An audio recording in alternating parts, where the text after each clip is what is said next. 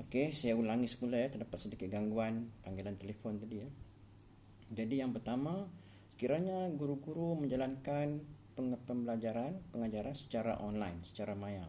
Jadi apa yang tuan-tuan perlu sediakan ialah kemudahan internet, kemudahan wifi ya.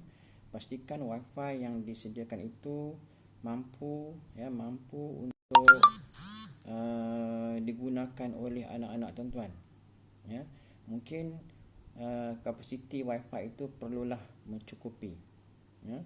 Jika sekiranya kapasiti wifi itu tidak mampu untuk digunakan bagi menampung proses PNP tersebut, mungkin guru-guru akan berkongsi bahan-bahan pengajaran. Mungkin guru-guru akan berkongsi slide ketika membuat pembentangan, ketika mengajar. Jadi tuan-tuan perlu pastikan wifi yang digunakan oleh anak-anak tuan-tuan itu mempunyai kapasiti yang cukup ya untuk menerima menerima gambaran nota kuliah, nota-nota tadilah yang ditunjuk, yang dikongsi oleh para guru ya. Dan sekiranya kapasiti wifi tidak cukup ya, mungkin anak-anak tuan-tuan tidak boleh melihat segala lampiran yang dikongsi oleh guru ya. Itu yang pertama.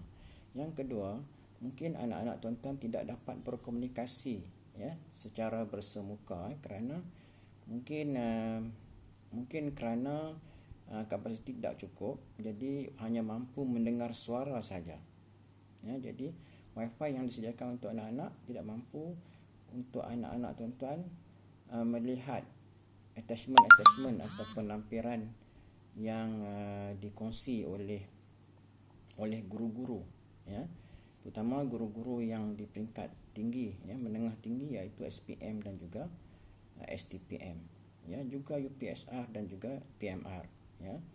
Jadi apabila guru tidak boleh berkongsi bahan pengajaran, maka pelajar tidak dapat melihat bahan lampiran tersebut dan gagal memahami dengan baik ya. Kerana apabila guru memulakan kelas ya, mereka mempunyai senarai objektif pengajaran yang perlu dicapai di akhir kelas ya. Sekiranya pelajar tidak dapat melihat lampiran dengan baik, bagaimana mereka dapat memahami dan menghayati kandungan subjek tersebut? Jadi penting di sini ialah kapasiti wifi yang tuan-tuan sediakan untuk anak-anak tuan-tuan ya. Jadi walaupun anak-anak menghadiri kelas secara maya, tetapi mereka tidak dapat melihat segala lampiran itu, maka satu kegagalan bagi mereka. Ini tidak ada makna apa-apalah ya. Jadi dalam hal ini tuan-tuan perlu memikirkan sedikit bajet ya, bagaimana untuk memastikan wifi yang tuan-tuan sediakan di rumah itu mampu digunakan sepenuhnya secara berkesan oleh anak-anak ya. Guru-guru boleh menunjukkan lampiran-lampiran, attachment, dan anak-anak boleh berkomunikasi, boleh melihat video, boleh melihat lampiran nota, data dan juga graf-graf yang ditunjukkan ya. Jadi kapasiti wifi perlu cukup ya. Di rumah saya pun ya, terdapat wifi sehingga 3 wifi ya, iaitu 2 secara individu dan 1 wifi daripada Telekom Malaysia. Tetapi oleh kerana pada masa ini ramai penduduk di sekitar Pulau Pinang ini menggunakan internet, maka ada kemungkinan ya wifi yang disediakan oleh Telekom Malaysia itu juga gagal untuk digunakan sepenuhnya oleh penduduk di Pulau Pinang. Yang pertama, mesti pastikan infrastruktur itu cukup. Yang kedua, jika sekiranya pada luar masa sekolah ya, mungkin guru mengadakan kelas pada waktu sekolah, waktu kelas, jadual biasa ya. Jadi pada masa-masa yang lain ya, mungkin para ibu bapa juga boleh ya menyediakan buku-buku latihan ya. Jadi bila ada peluang-peluang untuk keluar ke bandar, maka haruslah kita mengambil peluang ini untuk membeli buku-buku ya, kepada anak-anak, supaya anak-anak kita tidak ketinggalan. Okey. Mungkin pada masa ini kita perlu memikirkan jugalah bajet ya, kerana tidak rugi jika kita mengadakan sedikit bajet ataupun lebihan bajet untuk anak-anak, kerana seperti yang saya maklumkan tadi, mereka tidak boleh tercecer, mereka tidak boleh ketinggalan. Jika ada orang lain yang mampu menyediakan infrastruktur yang bagus untuk meneruskan proses pembelajaran anak-anak, mengapa kita tidak? Jadi inilah masanya kita harus benar-benar memegang amanah. Itu anak-anak ini adalah satu amanah yang kita perlu pastikan. Dalam keadaan keterbatasan pergerakan, dalam keadaan PKP ini, proses pembelajaran tetap berterusan. Baik, itu yang pertama, persediaan infrastruktur. Yang kedua ialah persediaan emosi. Kita harus pandai menggunakan emosi kita itu untuk mengawal dan mendisiplinkan anak-anak. Kerana bukan mudah, tuan-tuan, bukan mudah untuk memberi arahan kepada anak-anak kita untuk melakukan kerja sekolah, untuk belajar, untuk membuka buku latihan. Bukannya satu yang mudah. Kerana selama ini kita menyerahkan semua kerja-kerja ini kepada guru. Gurulah yang memberi arahan kepada pelajar untuk menyiapkan kerja sekolah, kerja rumah. Gurulah yang memberi jadual kepada pelajar, iaitu minggu yang pertama apakah tajuk-tajuknya, minggu kedua apakah tajuk-tajuknya, minggu ketiga apakah tajuk-tajuknya. Selama ini gurulah yang memainkan peranan mereka secara langsung. Tetapi kita selaku waris mungkin tidak pernah peka dengan kandungan sesuatu subjek. Kita tidak pernah peka dengan jumlah bab-bab yang ada dalam sesuatu subjek. Dan kita tidak juga tahu bab mana yang penting yang biasa keluar dalam soalan peperiksaan. Jadi oleh kerana itu, maka kita perlulah bersedia secara emosi untuk melihat balik sukatan pelajaran setiap subjek itu, supaya kita dapat memahami apakah kandungannya. Dan jika kandungannya penting, maka kita perlulah memberi penekanan yang lebih kepada anak-anak supaya mereka memahami bab-bab yang sukar tersebut. Okey.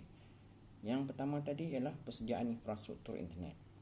Yang kedua, persediaan fizikal yang lain, membeli buku-buku rujukan. Yang ketiga ialah proses, iaitu kita juga harus menyediakan satu jadual waktu. Di samping guru-guru melaksanakan amanahnya mengikut jadual, kita juga perlu menyediakan satu jadual waktu, ataupun kita memberitahu, menasihatkan anak-anak kita supaya menulis atau merangka satu jadual yang mana mereka akan mengikut jadual tersebut. Dan bila ada jadual ini, mungkin hari yang berbeza, subjeknya berbeza. Mungkin subjek yang lebih sukar, lebih susah, jumlah jamnya lebih panjang berbanding dengan jumlah jam subjek-subjek yang lebih mudah. Okey. Mungkin subjek-subjek yang perlu banyak pembacaan, subjek-subjek yang reading oriented. Jadi subjek ini kita perlu bagi pada masa yang agak segar, ketika otak pelajar-pelajar ini masih fresh. Jadi mereka boleh membaca segala maklumat konten tersebut.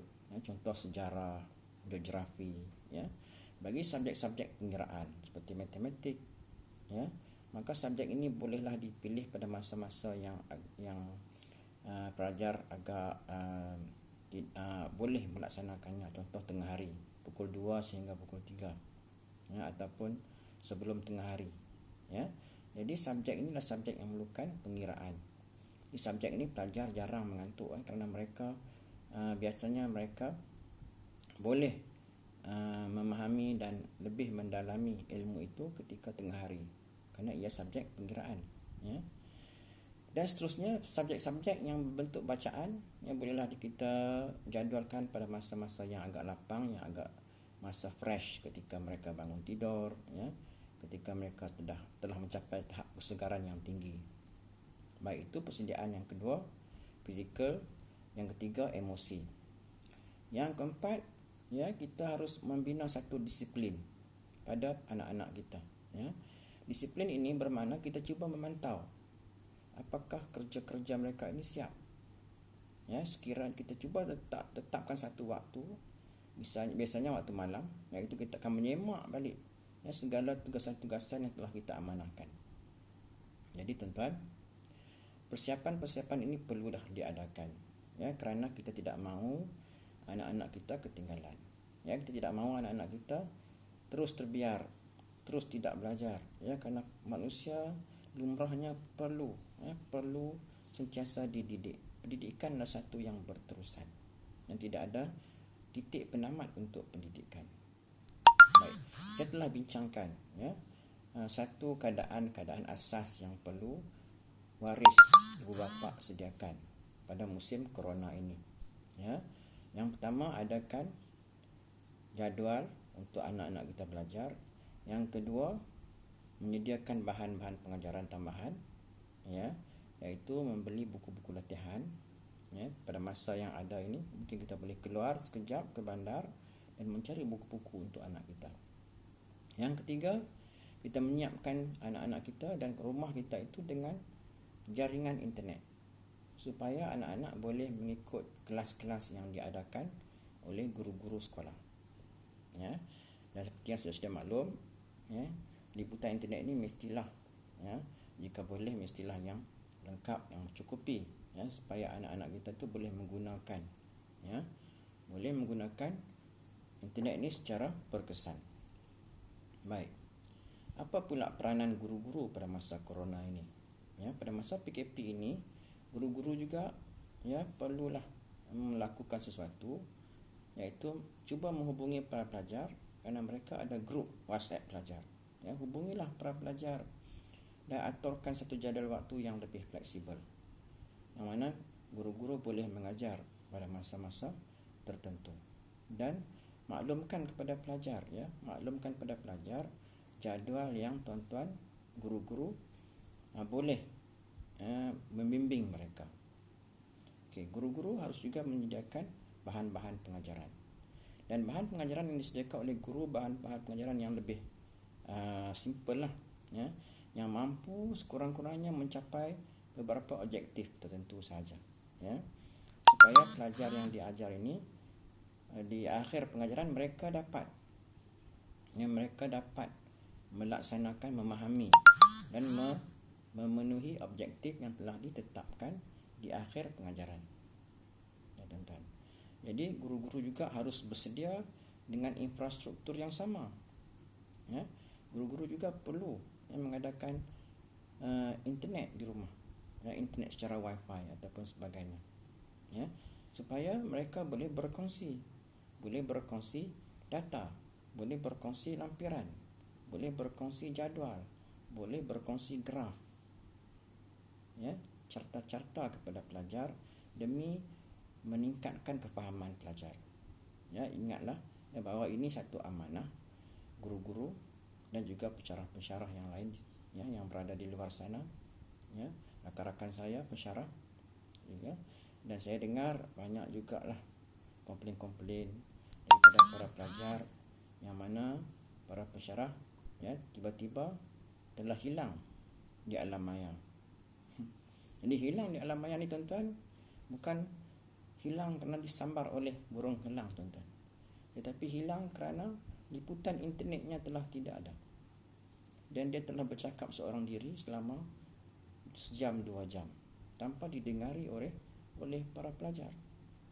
Jadi pensyarah, guru-guru juga harus menyediakan infrastruktur internet yang cukup, infrastruktur internet yang kuat, yang power, yang mana boleh membantu para pelajar untuk melihat segala lampiran yang kita share ketika pengajaran.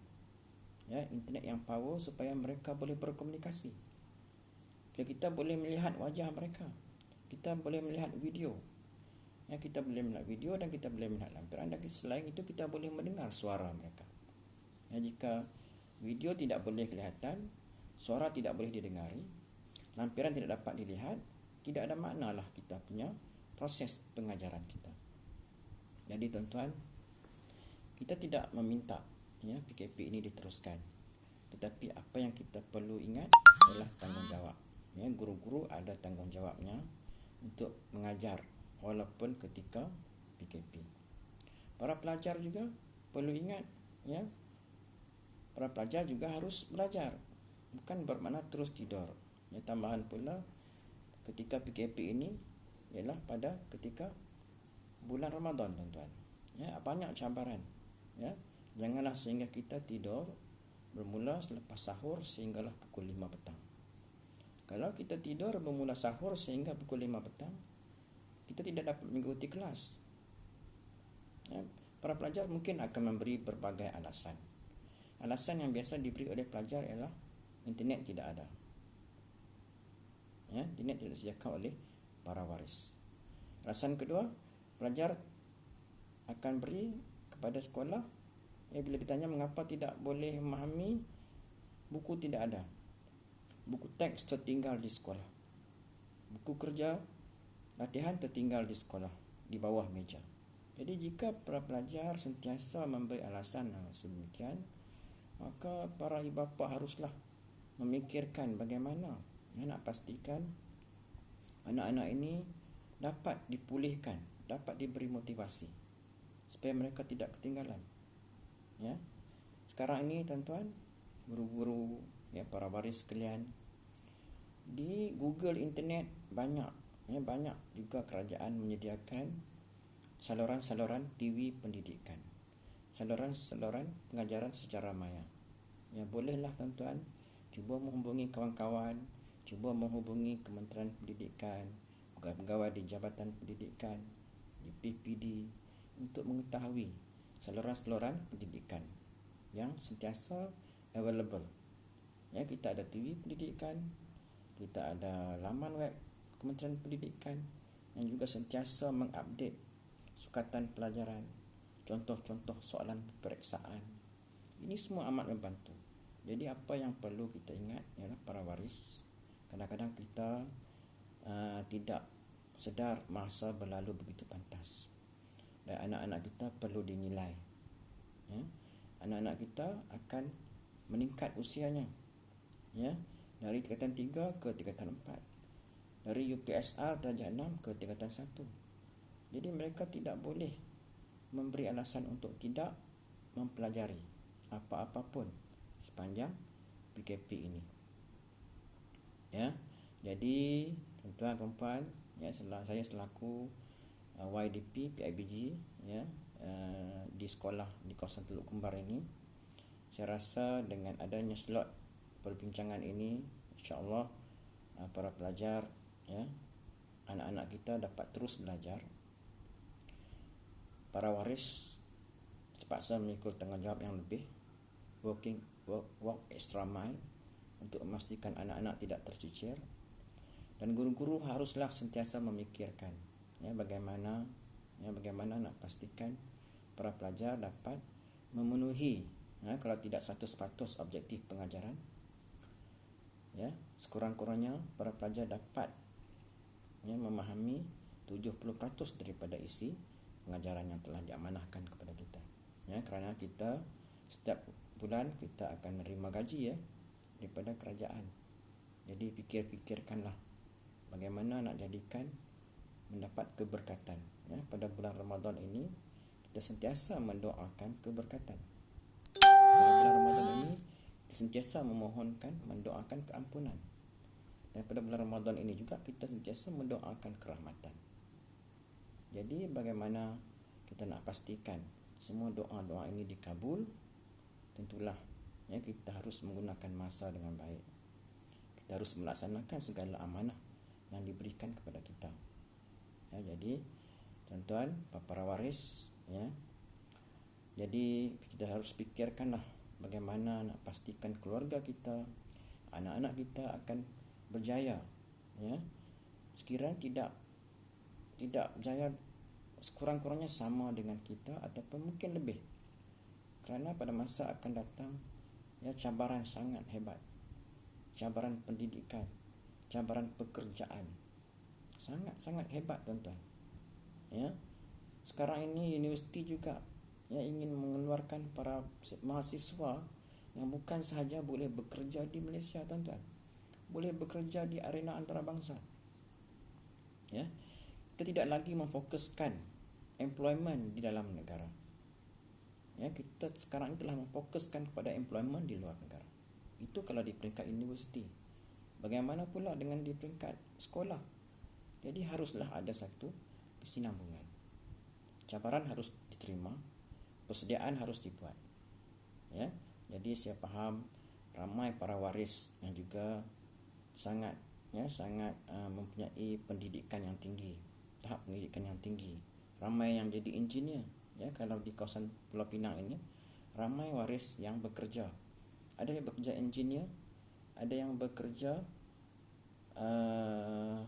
technician, ada yang bekerja pengurus, dan pada masa yang sama ada juga waris yang hanya bekerja sebagai nelayan. Ya, saya tinggal di kawasan Teluk Kumbar. Ya, saya boleh melihat pantai Teluk Kumbar setiap hari, dan di sini saya lihat ramai yang susah bekerja nelayan. Lebih-lebih lagi pada musim bulan puasa, pada musim PKP, ramai yang tidak ke laut, tuan-tuan. Jadi pada masa ini ramai yang berada di rumah. Gunakanlah sepenuhnya masa anda di rumah. Didiklah anak anda. Carilah buku-buku latihan. Jika tidak mampu membeli buku-buku latihan yang baru, carilah buku-buku latihan kakak-kakak mereka, abang-abang mereka, ataupun ya, dapatkan buku-buku daripada perpustakaan di masjid. Jadi masjid pun ada juga perpustakaan, ya, dan dewan-dewan orang ramai yang mana menyediakan buku-buku tambahan untuk anak-anak kita membuat rujukan. Walau bagaimanapun kita harus sentiasa beringat, haruslah menjaga diri masing-masing, anak-anak kita, keluarga kita daripada gejala virus corona.